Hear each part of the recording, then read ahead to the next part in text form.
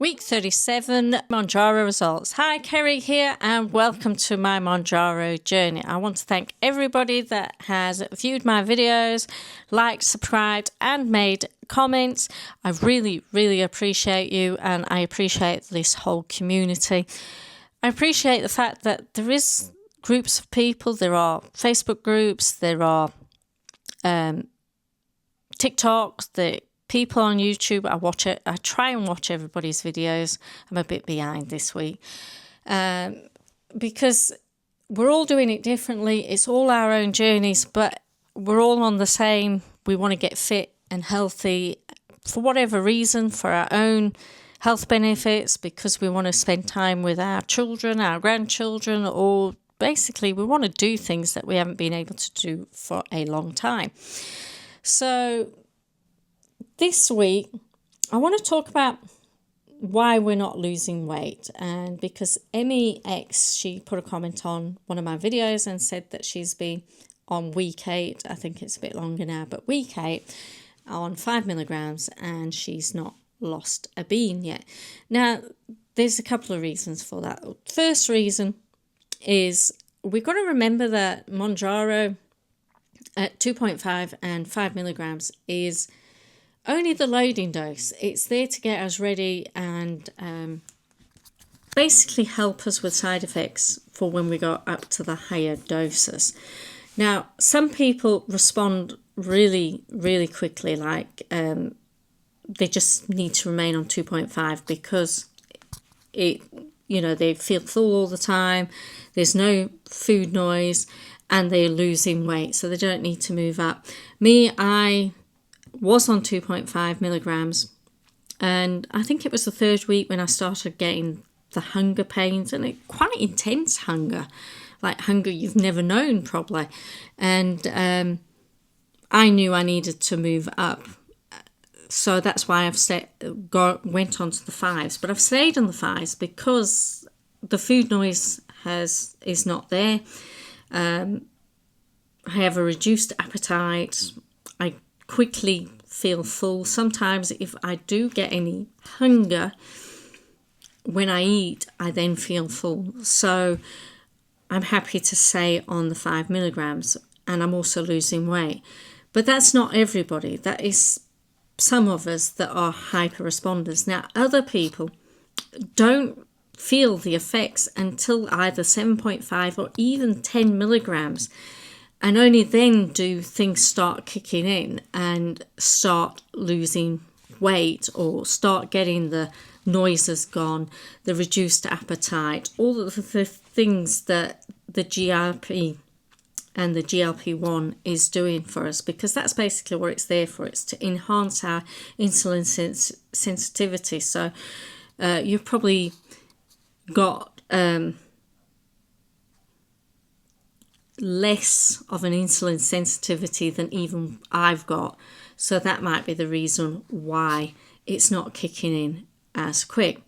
Then another reason is you've got to remember that these medication aren't, we all go, yes, they're a miracle drug, because they are, but they're not a magic drug in the fact that you inject yourself and the weight just goes falls off like the newspapers and the magazines and things all seem to say. Oh, they we've also got to actually do the work in the fact that you've got to follow some sort of diet, whether it is reducing calories and tracking your calories, whether it's following the Slimming World diet where you eat all free foods, you concentrate on those and your protein and things, and then you allow yourself some sins, or you have the Weight Watchers portions, which again is in a way of counting calories, but just you're not actually doing it. Same with the Slimming World, because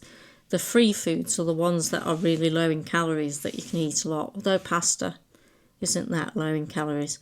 But you've still got to do something to help you. What the GLP-1s and the GIP are doing is doing the extra work, because despite us doing these diet programs beforehand, we have not had as much success as we have with this medication, because we're fighting against our hormones, we're fighting against evolution, we're fighting against metabolic adaptation and our environment. We can't just rely on willpower alone. Willpower alone is not good enough, but you've still got to do the work with the medication. So you've still got to try and move more and things like that. Now, I know it's difficult for a lot of people to do exercises, and I've got to admit that I have not, since I've stopped going to the gym, I have not done any strength training for the last 2 weeks. I've done a bit of walking and things like that. So I need to make a plan. I need to actually say, right, I know Monday is out for doing any type of exercise because I'm taking my brother to respite. And then I'm going on to South Kirby to DIY kitchens to go and have a look at some of their kitchens, even though I'm not ready to put a kitchen into my property. I don't know how long that'll take. But anyway, I'm going for some inspiration, and it's not that far from my brother's respite. I think it's about 20 odd minutes from there. So I thought, well, I'm that end, I might as well go. So I know for a fact that I won't get there. But Tuesday, I've got nothing planned other than a bit of work, so I should write it into my plan that I am, because I know I used to go to the gym on a regular basis, and I went because I had an appointment. My appointment were either, whatever time it was set with the personal trainer, and it used to regularly be between 11 and 2 o'clock on certain days. So I'd know, say, Monday, I'm going to be at the gym at 12 o'clock. I know it. So I'd go and I'd be booked in. So I know that I needed to go and do that. So I'm going to start doing that, writing an appointment with myself and saying, okay, you're going to do this gym proplex. I might film myself. In fact, I think I will. I'll film doing some of the workout for next week's video. So that's a promise to you lot that I will actually do some sort of exercise. Now, if you are struggling to do that, there's all sorts of things you can do at home, like resistant bands and things. But there is also a company called Fit20. I'm not affiliated with them or anything like that. But I do take my brother to this gym. And it's basically a 20-minute workout on strength machines, and it's aimed at people that for some reason or other can't get to a normal weight lifting gym and things, and it's specific exercises that only take 20 minutes once a week.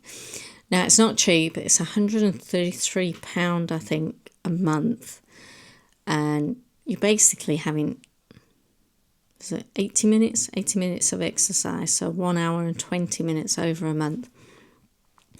But it will help people. So if you want to find out about it, I'll put a link to the website. Again, not affiliated or anything. I just think it's a good thing my brother goes there. If you are struggling, and they may not be all over the country because it is a franchise business. So originally set up in Holland, and I think they've got franchises all over the world.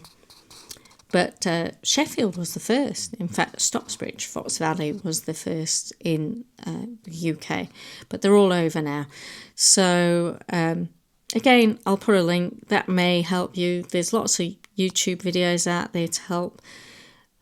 As long as you're doing something to move, that should also help. So let's get on to my weight loss this week. Oh, side effects before we get on to weight loss. Now, again, I've had the sulfur burps this week, and I know why I've had them. I've tracked it down. That's one of the reasons why I also track, and it's not just to track the calories, it's also to track the food that I'm eating in case I do get things like side effects. So I've had the sulfur burps. They started on Tuesday morning. Not too bad. I still took a peppermint oil capsule, which helped, and a ginger shot as well. I had a little bit on Wednesday as well. Thursday, I wasn't very well. I think I'd had a stomach bug that was going around as well, so I didn't feel too good. But the side effects, what's caused it? And it is because I've been having strawberries and cream. Now it's summer, Wimbledon's been on. It's the perfect time to have strawberries and cream, but I was having double cream, and I think that was it, because it's quite a fatty thing, even though I have Greek yogurt, but that's fat-free. So I think that was it. So I haven't had any since, and I've not had any sulfur burps. So I'm going to try this week not having any double cream, and we'll see how that goes. So yes, this week I have lost weight. So my starting weight was 100 kilograms or 15 stone, 10.4 pound or 220 pounds. Last week I weighed 67.6 kilograms or 10 stone, 9 pounds or 149 pounds. I actually put on the week before. I didn't put on much. I put on, I think, 200 grams. This week I've had a loss, so I weigh 66.6 kilograms, which is a loss of 1 kilogram, or 10 stone 6.8, which is a loss of 2.2 pound, or 146.8, which again is a loss of 2.2 pounds. Now what I want to do is I'll set this recording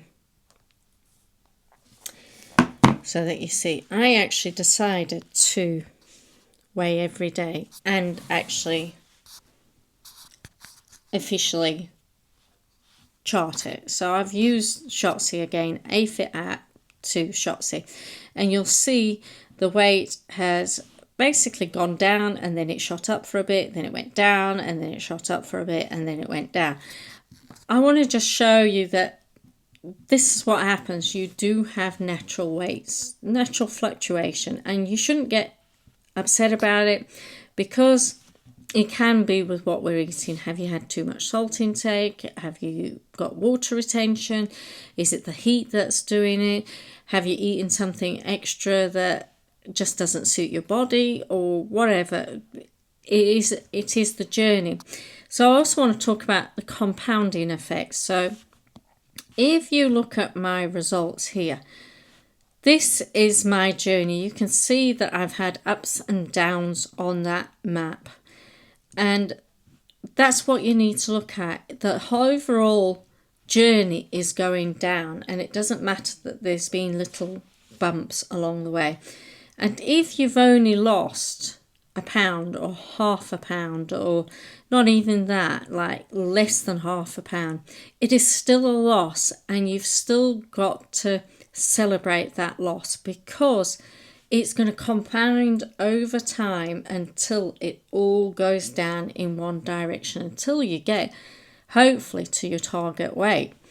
And we've got to celebrate that. It's like when you're doing any investments or anything like that, you're not going to